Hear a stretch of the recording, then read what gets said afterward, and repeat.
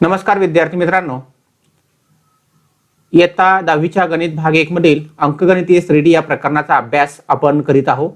या पूर्वीच्या व्हिडिओमध्ये आपण सराव संच 3.2 मधील उदाहरण क्रमांक 1 पासून तर उदाहरण क्रमांक 6 पर्यंत समजून घेतलेली आहे आणि आजच्या व्हिडिओमध्ये आपण सराव संच 3.2 मधील उर्वरित जी उदाहरणे आहेत ती उर्वरित उदाहरणे आपण या ठिकाणी अभ्यासणार आहोत। या ठिकाणी उदाहरण क्रमांक 7 आपल्या समोर या ठिकाणी दिलेला आहे।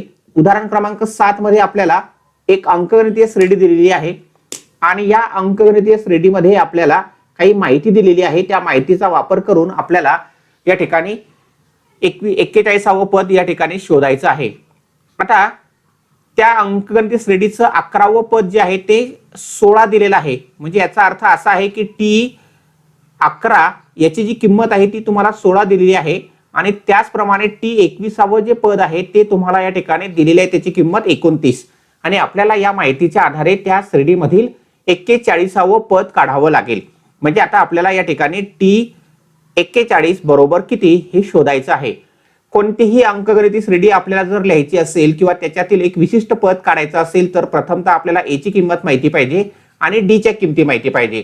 ह्या दोन किमती जर आपल्याला माहिती असतील A आणि D च्या, तर आपल्याला या ठिकाणी कोणतंही पद 41वे पद असेल 100वे असेल कसं काढतात हे आपण मागच्या व्हिडिओमध्ये या ठिकाणी अभ्यासलेलं आहे।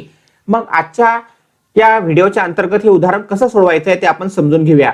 आता आपल्याला माहिती आहे की सामान्य पदाचं जे सूत्र आहे Tn बरोबर A अधिक n वजा 1 कंसाच्या बाहेर D, तर याच्यामध्ये आता आपल्याला T11 ची जी किंमत दिलेली आहे तर T11 आपण या ठिकाणी शोधूया। मग या ठिकाणी तुम्हाला 11 वजा 1 आणि मग D मिळेल। T11 ची किंमत या ठिकाणी 16 आहे, ती किंमत आपण ठेवूया 16 बरोबर A अधिक 10D अशा पद्धतीने आपल्याला हे समीकरण मिळेल। हे दोन चलातील रेषीय समीकरण आहे। फक्त A च्या जागी x म्हणजे x च्या जागी A आणि या ठिकाणी y च्या जागी D हे अक्षर आलेलं आहे। म्हणजे या ठिकाणी आपण याला म्हणू शकतो म्हणून A अधिक 10D बरोबर 16 समीकरण क्रमांक 1 अशा पद्धतीने आपल्याला समीकरण क्रमांक 1 मिळेल। आता त्याचप्रमाणे आपल्याला T21 ची किंमत दिलेली आहे। मग T21 बरोबर A अधिक कंसामध्ये 21 वजा 1 आणि D, जे सूत्र आपल्या या ठिकाणी सामान्य पदाचं सूत्र आहे ते आपण या ठिकाणी वापरतो आहे आणि त्याची किंमत तुम्हाला T21 ची दिली 29, म्हणजे 29 बरोबर A अधिक 20D अशा पद्धतीने दुसरे एक चल समीकरण तुम्हाला मिळालेलं आहे। तेच तुम्हाला सोप्या रूपात लिहिता येईल A अधिक 20D बरोबर 29 आणि याला समीकरण नंबर 2 असं आपल्याला म्हणता येईल। आता आपण समीकरण 1 आणि 2 सोडवूया। x आणि y च्या ऐवजी फक्त A आणि D हे अक्षर आलेले आहेत। तर समीकरण 1 मध्ये A आणि हा A म्हणजे या ठिकाणी या दोन्ही पहिल्या पद म्हणजे A चे जे सहगुणक आहेत ते समान आहेत, त्यामुळे आपण जर वजाबाकी केली तर यांचा लोप होऊ शकतो। मग आता आपण काय करूया, समीकरण 2 मधून समीकरण 1 वजा करूया।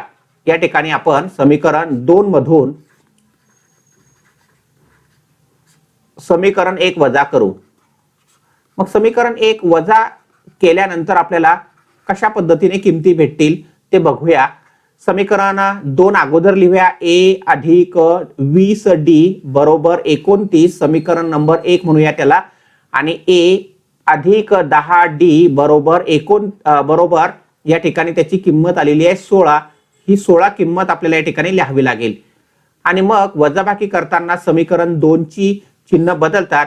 हे तुम्ही या ठिकाणी दोन चलातील रेषीय समीकरणामध्ये अभ्यासलेला आहे। तर ह्या ठिकाणी लोप झाला, 20 मधून 10 गेले तर 10D शिल्लक राहतील, 10D बरोबर 29 मधून 16 गेले तर 3 शिल्लक उरतात, म्हणजेच या ठिकाणी D बरोबर 13 छेदस्थानी 10 म्हणजेच 1.3 अशा पद्धतीने आपल्याला D ची किंमत मिळालेली आहे। मग D बरोबर 1.3 ही किंमत आपण समीकरण नंबर 1 किंवा 2 मध्ये ठेवायची आहे। ही किंमत आपण समीकरण 1 मध्ये ठेवू। 1 मध्ये ठेवल्यानंतर आपल्याला या ठिकाणी A ची किंमत काढता येईल जी आपल्याला आवश्यक आहे ती। मग समीकरण 1 जे आहे त्यामध्ये आपण A ची किंमत काढतोय, D ची किंमत या ठिकाणी आपल्याला ठेवायची आहे 1.3 आणि इथं आहे 16। हा गुणाकार केला तर या ठिकाणी येईल 13.10 म्हणजेच 13।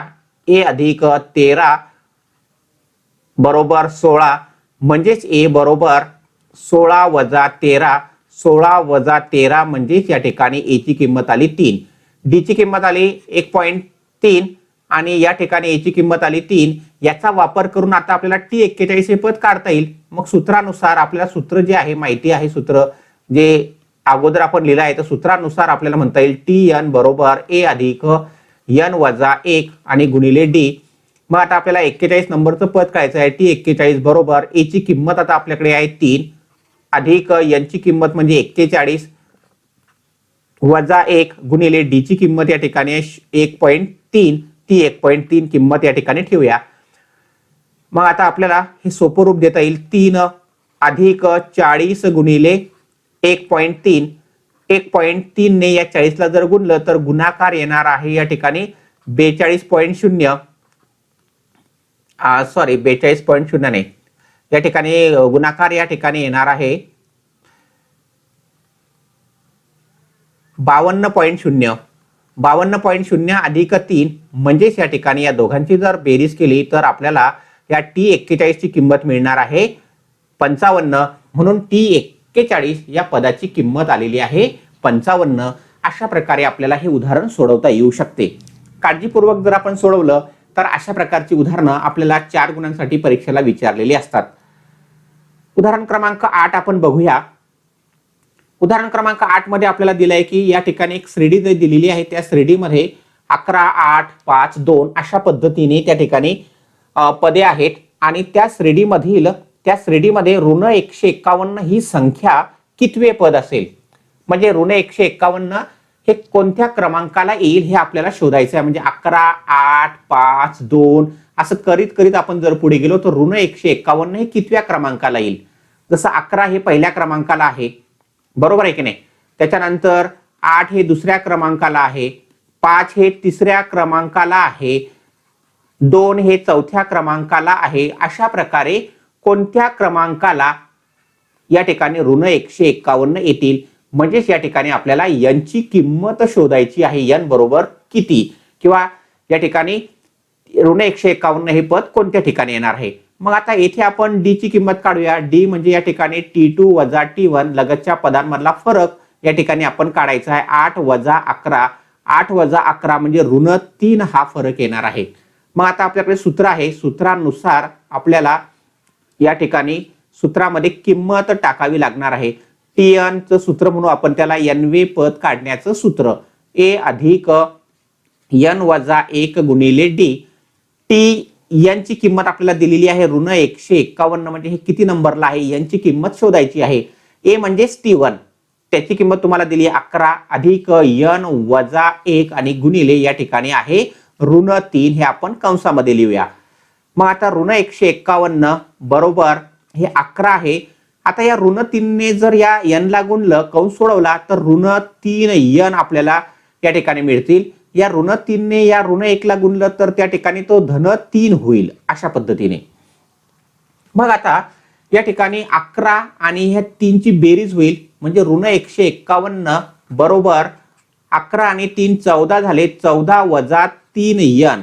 आता या 14चं पक्षांतर आपण या बाजूला करूया, म्हणजेच तुम्हाला या ठिकाणी मिळेल ऋण 151 वजा 14 बरोबर ऋण 3. अशा पद्धतीने आपल्याला या ठिकाणी प्राप्त होईल. किंवा तुम्हाला या ऋण 3चं पक्षांतर इकडे करता येईल आणि 151चं पक्षांतर इकडे करता येईल. दोन्ही गोष्टी सारख्याच आहे. या ठिकाणी दोन्ही ठिकाणी ऋण चिन्ह आहे, ऋण 151 आणि ऋण 114. त्यामुळे या ठिकाणी या दोघांची होणार आहे बेरीज. दोघांची बेरीज झाली ऋण 165 बरोबर ऋण 3. आता दोन्ही बाजूला, डाव्या बाजूला त्याचप्रमाणे उजव्या बाजूला ऋण चिन्ह आहे, त्यामुळे ते ऋण चिन्ह या ठिकाणी त्यांचा लोप होईल. म्हणजेच या ठिकाणी 165 बरोबर 3n मिळतील आपल्याला. आता यांची किंमत आपल्याला काढायची आहे. मग या 3चं पक्षांतर इकडे करा, 165 छेदस्थानी 3. अशा पद्धतीने ते सोपं रूप करता येईल आपल्याला. या 3 ने 165 ला भाग जातो, 3 5 15 आणि 3 5 15 म्हणजे 55चा या ठिकाणी भाग जातो. तोंडी येत असेल तर तोंडी करा, अन्यथा आपल्याला पाठीमागच्या पानावर या ठिकाणी करता येईल, कच्च्या कामामध्ये करता येईल. मग यांची किंमत 55 आली, म्हणजेच याचा अर्थ हे जे ऋण 151 आहे, हे ऋण 151 हे पद कितव्या क्रमांकाला असणार आहे, तर हे पद या ठिकाणी 55व्या क्रमांकाला असणार आहे. 55व्या क्रमांकावर आहे. त्यांनी म्हटलंय कितवे पद आहे, तर 55वे पद आहे, क्रमांकावर आहे. अशा पद्धतीने आपल्याला हे उदाहरण सोडवता येऊ शकते. तर ऋण 151 हे पद 55व्या क्रमांकावर असेल किंवा 55वे पद हे ऋण 151 असेल. या दोघांचाही अर्थ एकच होऊ शकतो. या ठिकाणी आता आपण पुढील उदाहरण जे आहे ते बघूया. या ठिकाणी आपल्याला 10 पासून तर 250 पर्यंतच्या नैसर्गिक संख्यांपैकी किती संख्या 4 ने विभाज्य, विभाज्य म्हणजे याचा अर्थ आहे भाग जाणाऱ्या संख्या, थोडक्यात 4च्या पाढ्यामधील संख्या असा याचा अर्थ घ्यायचा आहे. म्हणजे या ठिकाणी तुम्हाला वेगवेगळे शब्द वापरले असतात. 4 ने विभाज्य, 4 ने भाग जाणाऱ्या किंवा 4च्या पटीतल्या, या सगळ्यांचे अर्थ समान होत असतात. प्रथम आपण बघूया की 10 पासून तर 250 पर्यंतच्या 4 ने विभाज्य नैसर्गिक संख्या कोणत्या आहेत. तर पहिल्यांदा बघा, 10 ही जी संख्या आहे, 10 ही संख्या 4 ने विभाज्य नाही, म्हणजे 4च्या पाढ्यामध्ये नाही थोडक्यामध्ये. त्यामुळे 10 ही संख्या आपल्याला घेता येणार नाही. 11 सुद्धा 4च्या पाढ्यामध्ये नाही, त्यामुळे 11 ही संख्या सुद्धा घेता येणार नाही 4च्या पाढ्यामध्ये नसल्यामुळे किंवा 4 ने विभाज्य नसल्यामुळे. त्यानंतर 12 ही जी संख्या आहे ही 4च्या पाढ्यामध्ये आहे, 4 म्हणजे 12 ही संख्या 4 ने विभाज्य आहे म्हणून 12 ही संख्या येईल. त्यानंतर या ठिकाणी साहजिकच 4च्या पटीमधल्या संख्या असणार आहे, म्हणजे पुढची संख्या असणार आहे 16, त्याच्या पुढील संख्या असणार आहे 20. याप्रमाणे या ठिकाणी 250 पर्यंत असणार आहे. आता आपण बघूया की 250 ला या ठिकाणी 4 ने भाग जातो का. या कच्च्या कामामध्ये आपल्याला या ठिकाणी करून पाहता येईल की 250 ला 4 ने भाग जातो का. करून बघू आपण कच्च्या कामामध्ये. तर 250 भागिले 4, 4 सक 24, म्हणजेच उरले या ठिकाणी 4 सक 24 उरला 1, वरून घेतला 10, 4 दुनी 8, उरलेत या ठिकाणी 2, म्हणजे या ठिकाणी भाग गेला नाही पूर्णपणे, बाकी उरली 2, बाकी उरली, म्हणजे 250 ही संख्या आपल्या गटामध्ये येणार नाही, लक्षामध्ये घ्या. मग त्याच्या अगोदरची 249 आहे, 249 घेतली तर ती सुद्धा येणार नाही. 248 संख्या आहे त्याच्या अगोदरची, तर 248 ला भाग जातो का हे आपण या ठिकाणी कच्च्या कामामध्ये बघूया. 4 सक 24, मग या ठिकाणी 0 0 वरून घेतले 8, 4 दुनी 8, म्हणजेच या ठिकाणी भाग गेलेला आहे. म्हणजेच या ठिकाणी आपल्याला जी शेवटची संख्या आहे ती शेवटची संख्या घ्यावी लागणार आहे 248. मग या ठिकाणी अशा पद्धतीने आपण जर पुढे गेलो तर शेवटची संख्या 248 असणार आहे. हे अंकगणितीय श्रेणी आहे, 12, 16, 20 असं करत करत करत 248 हे शेवटचं पद आहे किंवा n वे पद आहे त्या श्रेणीमधील. मग येथे a बरोबर किती आहे 12, d बरोबर किती आहे, सामान्य फरक आहे 4, tn बरोबर किती आहे 248. आणि आता आपल्याला त्यांनी विचारलाय की n बरोबर किती, अशा किती संख्या आहेत. म्हणजे ही पहिली 1, 2, 3, 4, 5, 6, 7 अशा किती आहेत 248 पर्यंत, म्हणजे यांची किंमत आपल्याला या ठिकाणी शोधायची आहे.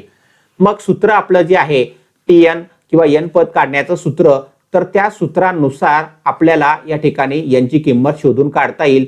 tn बरोबर a अधिक कंसामध्ये n वजा 1 आणि गुणिले d. tn ची किंमत आपल्याला दिली आहे 248, ती ठेवूया या ठिकाणी. a ची किंमत आहे 12 अधिक n ची किंमत शोधायची आहे वजा 1 गुणिले d ची किंमत आहे 4. सोपं रूप द्यायचा याला, 12 अधिक या 4 ने या ठिकाणी या कंसातल्या प्रत्येक पदाला गुणूया 4n वजा 4. 12तून 4 जातील, 12तून 4 गेले तर 8 शिल्लक राहिलेत, अधिक 4n. 248 बरोबर 8 अधिक 4n. आता या 8चं पक्षांतर आपण या बाजूला करूया, म्हणजेच तुम्हाला या ठिकाणी मिळेल 248 वजा 8 बरोबर 4n. वजा बाकी करा, 240 बरोबर 4n. आता हा 4 नकोय आपल्याला या बाजूला, फक्त n ची किंमत पाहिजे. मग 4 पक्षांतरित करा, 240 भागिले 4 बरोबर n.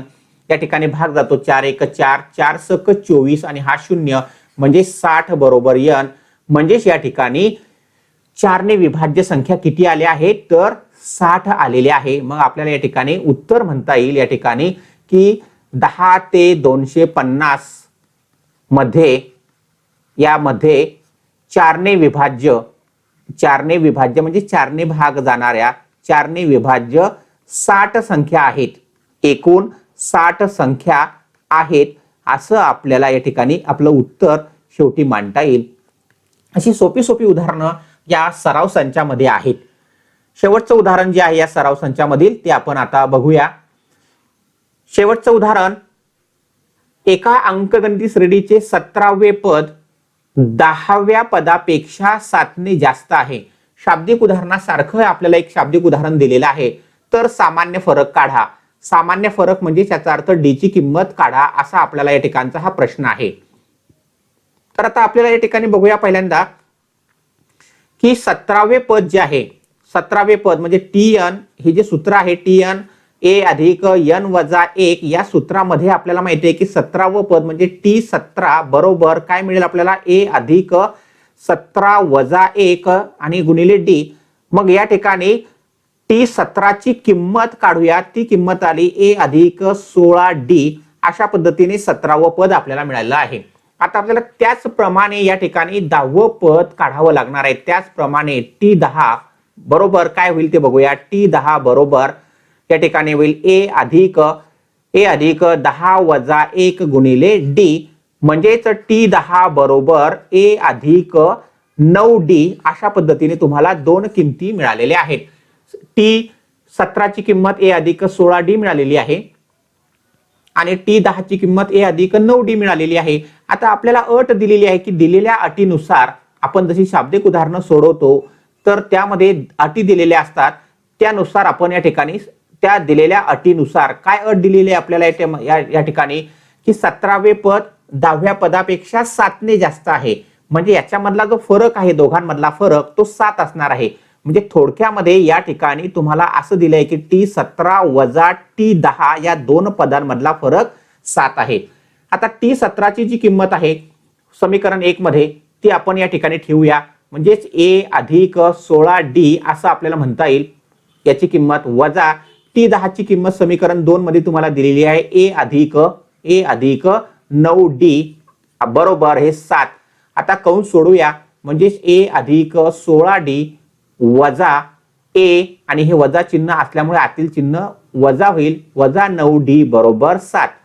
या ठिकाणी या A चं चिन्ह धन आहे आणि या A चं चिन्ह ऋण आहे, त्यामुळे याचा एकमेकाशी भाग जाईल. 16 वजा 9D अशा पद्धतीने तुम्हाला शिल्लक राहिलेले दिसेल. 16 मधून जर 9 घालवले तर या ठिकाणी आपल्याला मिळतील 7D बरोबर 7. या 7चं पक्षांतर आता आपण या बाजूला करूया. म्हणजेच D बरोबर 7 छेदस्थानी 7. 7 छेदस्थानी 7 म्हणजेच 1. 7 भागिले 7 यांचा भागाकार 1 येतो. म्हणजेच थोडक्यामध्ये सामान्य फरक जो आहे D म्हणजे सामान्य फरक. म्हणजेच या ठिकाणी सामान्य फरक आपलं उत्तर जे आहे ते सामान्य फरकाचं आलेलं आहे. सामान्य फरक 1 आहे असं आपण उत्तर या ठिकाणी मांडावं किंवा मांडणं अपेक्षित असते. हे अशा प्रकारे विद्यार्थी मित्रांनो सराव संच 3.2 मधील उदाहरण क्रमांक 6 पासून उदाहरण क्रमांक 7 पासून तर उदाहरण क्रमांक 10 पर्यंत मी यामध्ये समजून सांगितलेले आहे. याच्या अगोदरची जी उदाहरणं आहे उदाहरण क्रमांक 1 ते 6 ती अगोदरच्या व्हिडिओमध्ये आपण अभ्यासलेली आहे. जर तुम्ही तो व्हिडिओ बघितला नसेल तर त्याची लिंक मी खाली डिस्क्रिप्शन बॉक्स मध्ये दिलेली आहे. त्या लिंकवर तुम्ही क्लिक करून 1 ते 6 उदाहरणं बघू शकता आणि त्याच्यानंतर तुम्हाला या ठिकाणी 7 पासून तर 10 पर्यंतची उदाहरणं पाहता येतील. किंवा तुम्हाला या ठिकाणी अशाच पद्धतीची जर उदाहरणं अभ्यासायची असतील तर संजय सुर्वे मॅथ्स अकॅडमी या YouTube चॅनलला आपण सबस्क्राईब करा. सबस्क्राईब केल्यानंतर तुम्हाला त्या ठिकाणी एक प्लेलिस्ट दिसेल. त्या प्लेलिस्ट मध्ये तुम्हाला या अंकगणितीय श्रेणीमधील सर्वच्या सर्व व्हिडिओ पाहता येतील.